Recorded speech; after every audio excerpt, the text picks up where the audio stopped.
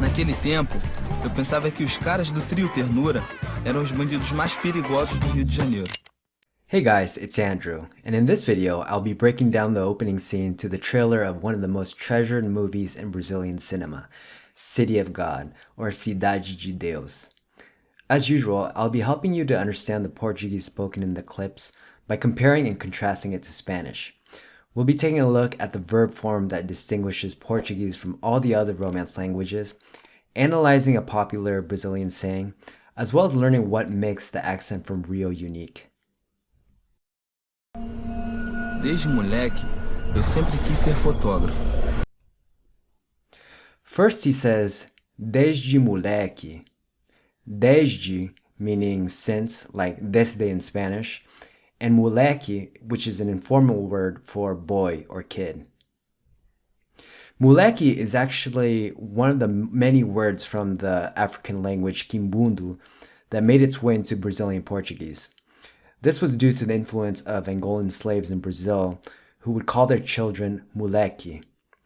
In our example, moleque just means kid, but it can be pejorative depending on how you use it, something like a street kid or a punk. But especially in Rio, you'll also hear guys referring to each other as moleque, kind of like dude or man. Then he says, eu sempre quis ser fotógrafo. I've always wanted to be a photographer, or siempre quise ser fotógrafo in Spanish.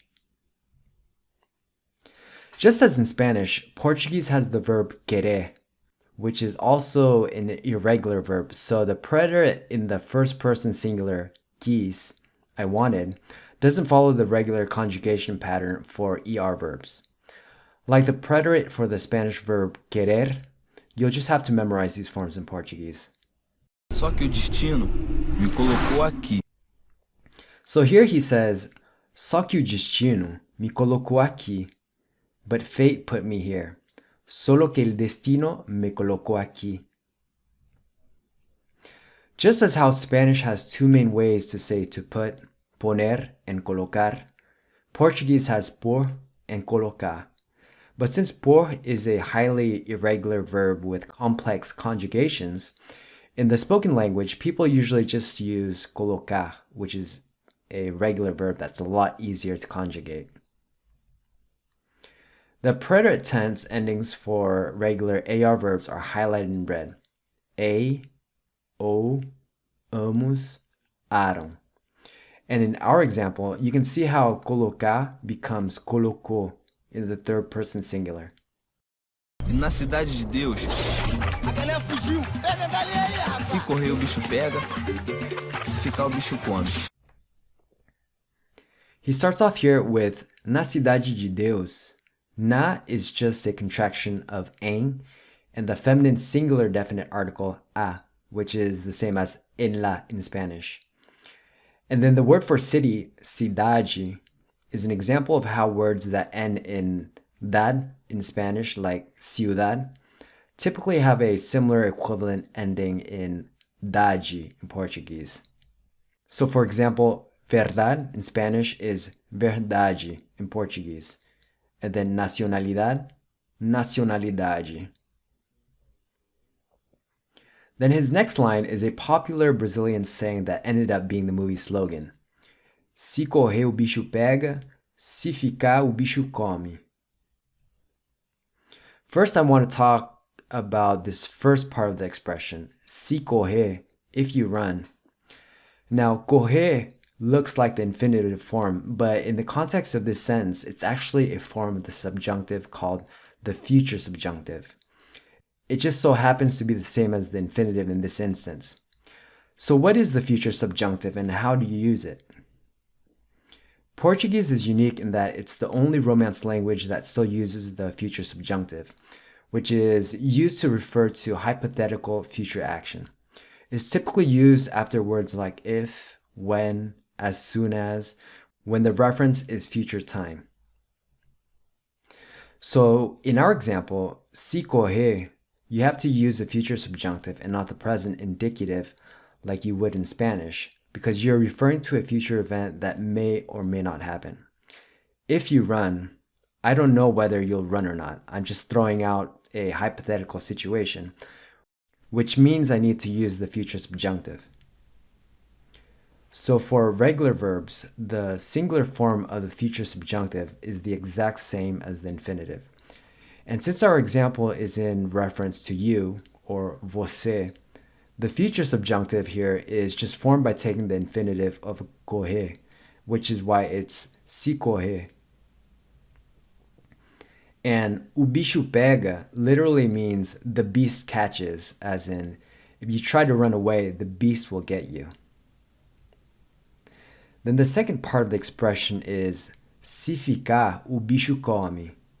Ficar means to stay, and in this case, you also have to use the future subjunctive, because whether you stay or not is a hypothetical event in the future. And since ficar is a regular verb, the future subjunctive for you, or você, is also just ficar.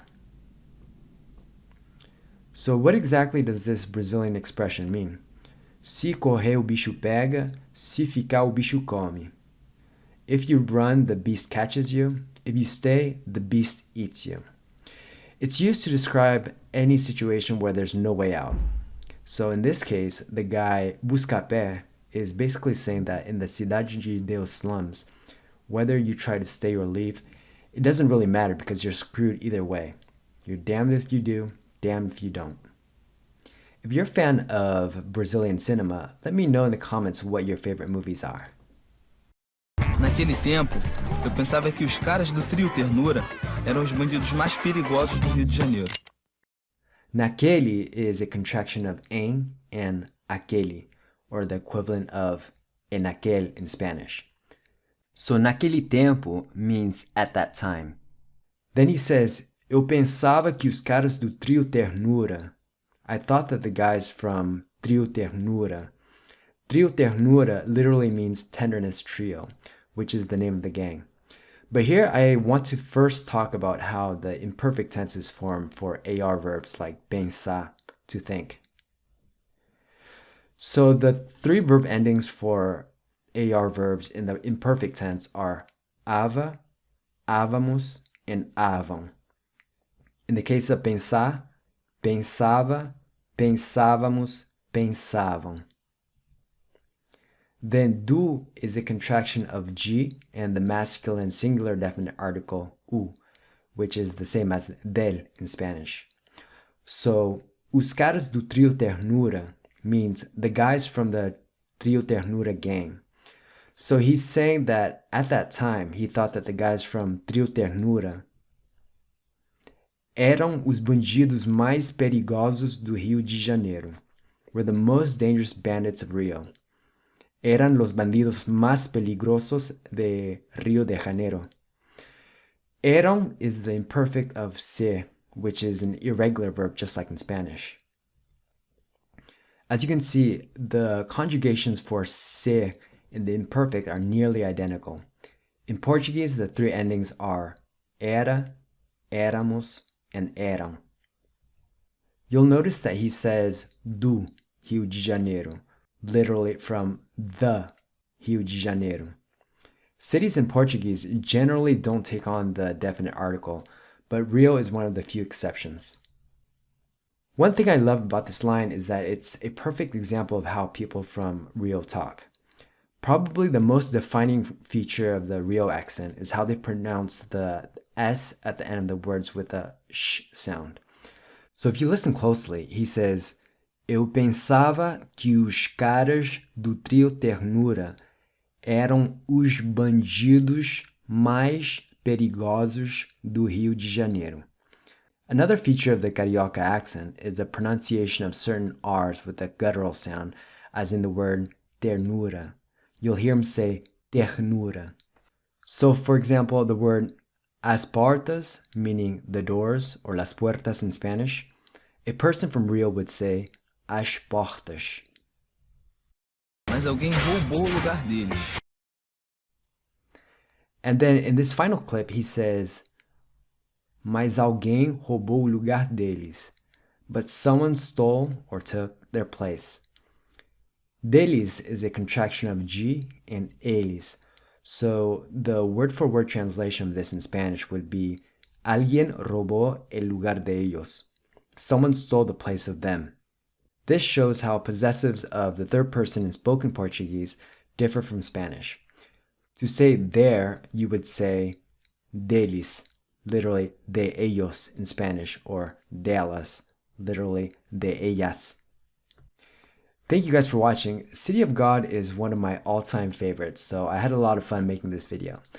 Let me know in the comments if there are any other Brazilian movies that you'd like me to do a breakdown of. If you'd like to download my guide, Your First Conversations in Portuguese, you can get it by clicking on the link in the description. If you enjoyed this video, let me know by hitting that like button and subscribing. Thank you for watching, and I'll see you in the next video. Muito obrigado e até a próxima. Tchau.